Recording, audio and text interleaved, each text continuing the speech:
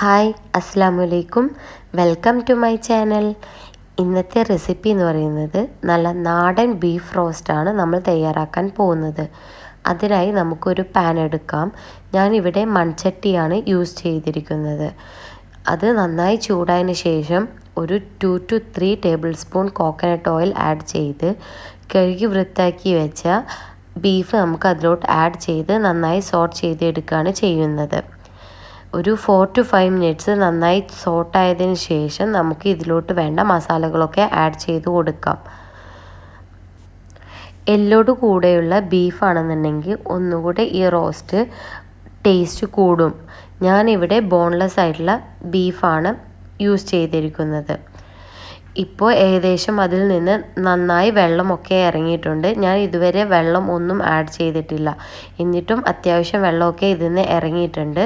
ഇനി നമുക്ക് കുറച്ച് കറിവേപ്പിലയും ഇതിലോട്ട് വേണ്ട സോൾട്ടും നമുക്ക് ആഡ് ചെയ്ത് നന്നായി മിക്സ് ചെയ്ത് എടുക്കാം. നല്ല തിക്ക് ഗ്രേവി ആയിട്ടാണ് ഞാനിത് പ്രിപ്പയർ ചെയ്യാൻ പോകുന്നത്. ഇനി നമുക്ക് ഇതിലോട്ട് കുറച്ച് ജിഞ്ചർ ഗാർലിക് പേസ്റ്റ് അരച്ചതും ഇതിലോട്ട് ചേർത്ത് കൊടുക്കാം. അത് നന്നായി മിക്സ് ചെയ്യാം. ഈ ബീഫ് റോസ്റ്റ് നമുക്ക് വൈറ്റ് റൈസിൻ്റെ കൂടെയും അതുപോലെ ഗീ റൈസ്, പൊറാട്ട, ചപ്പാത്തി, പുട്ട് ഇതിൻ്റെ കൂടെയൊക്കെ നല്ലൊരു കോമ്പിനേഷനാണ് വേണം പറയാൻ. ഞാനിപ്പോൾ ഈ ബീഫ് റോസ്റ്റിൻ്റെ കൂടെ വൈറ്റ് റൈസാണ് ഉണ്ടാക്കാൻ പോകുന്നത്. ഇപ്പോൾ നന്നായി ജിഞ്ചർ ഗാർലിക് പേസ്റ്റ് ഇതിൽ മിക്സ് ആയിട്ടുണ്ട്. ഇനി നമുക്ക് ഇതിലോട്ട് ഒരു വലിയ സവാള ചെറുതാക്കി അരിഞ്ഞതും ആഡ് ചെയ്ത് കൊടുക്കുകയാണ് ചെയ്യുന്നത്.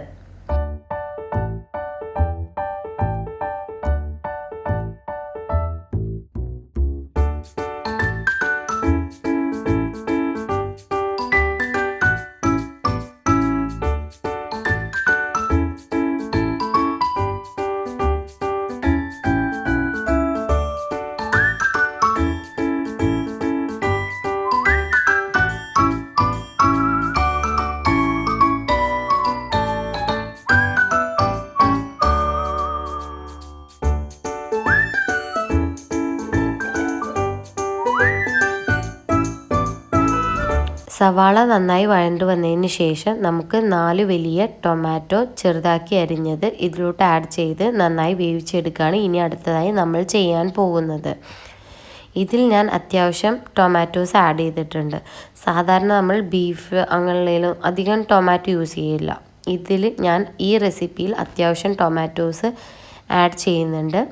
ഇത് ട്രൈ ചെയ്യാത്തവരൊന്ന് ട്രൈ ചെയ്ത് നോക്കണം. അത്യാവശ്യം സാധാരണത്തേക്കാൾ കൂടുതൽ നമ്മൾ ടൊമാറ്റോ ആഡ് ചെയ്തിട്ട് ഇങ്ങനെ ഈ സ്റ്റൈലിൽ ഈ ബീഫ് റോസ്റ്റ് ഉണ്ടാക്കി കഴിഞ്ഞാൽ നല്ല ടേസ്റ്റാണ്.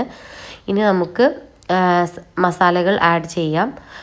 Chilli powder 1 tablespoon, turmeric powder 1/2 tablespoon, coriander powder 2 tablespoon, pepper 1/2 tablespoon, garam masala 1/2 tablespoon, meat masala 1 tablespoon എന്നീ മസാലകളാണ് നമ്മൾ ഇതിൽ ആഡ് ചെയ്യുന്നത്.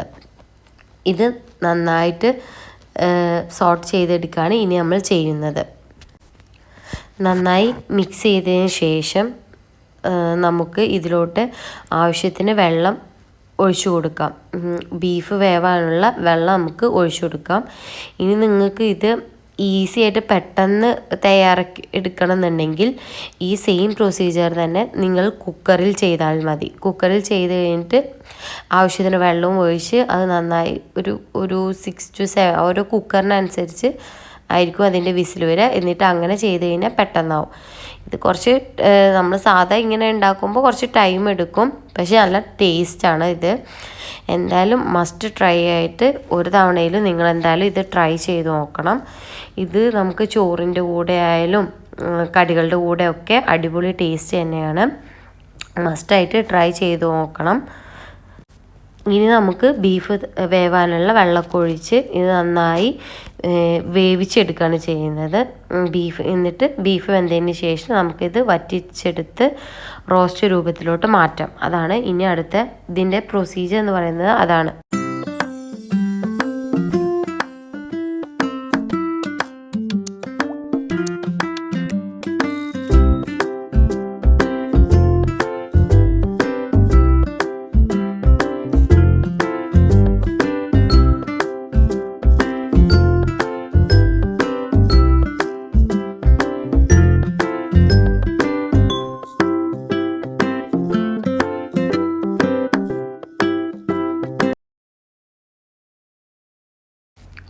ഇപ്പോൾ ഇതാ ബീഫ് അത് അത്യാവശ്യം വെന്ത് വെള്ളമൊക്കെ വറ്റി റോസ്റ്റ് രൂപത്തിലോട്ടായിട്ടുണ്ട്. ഇനി നമുക്ക് ലാസ്റ്റ് ഒരു പ്രൊസീജിയറായിട്ട് ഇതിലോട്ട് കുറച്ച് കറിവേപ്പിലയും ഓയിലൊക്കെ ആഡ് ചെയ്ത് കൊടുക്കുകയാണ് ചെയ്യുന്നത്. അങ്ങനെ ബീഫ് റോസ്റ്റ് ഇവിടെ റെഡി ആയിട്ടുണ്ട്. ഇനി നമുക്ക് ഇതിലോട്ട് വേണ്ട വൈറ്റ് റൈസ് പ്രിപ്പയർ ചെയ്യാണ്. അതിനായി ഞാൻ ഒരു ഗ്ലാസ് വൈറ്റ് റൈസ് എടുത്ത് നന്നായി കഴുകി വൃത്തിയാക്കി വെള്ളമൊഴിച്ച് വേവിച്ചെടുക്കുകയാണ് ചെയ്യുന്നത്. ഇതിന് സോൾട്ടോ വേറെ ഒന്നും ഓയിലോ ഒന്നും ആഡ് ചെയ്യുന്നില്ല. വെറും പ്ലെയിൻ റൈസിലോട്ട് വാട്ടർ ഒഴിച്ച് വേവിച്ചെടുക്കുകയാണ് ചെയ്യുന്നത്. ഇത് മസ്റ്റായിട്ട് ട്രൈ ചെയ്യേണ്ട ഒരു കോംബോ തന്നെയാണ്. അടിപൊളി ടേസ്റ്റാണ്. എല്ലാവരും ട്രൈ ചെയ്ത് നോക്കുമെന്ന് പ്രതീക്ഷിക്കുന്നു. Thank you. സബ്സ്ക്രൈബ് ചെയ്യാനും മറക്കരുതേ.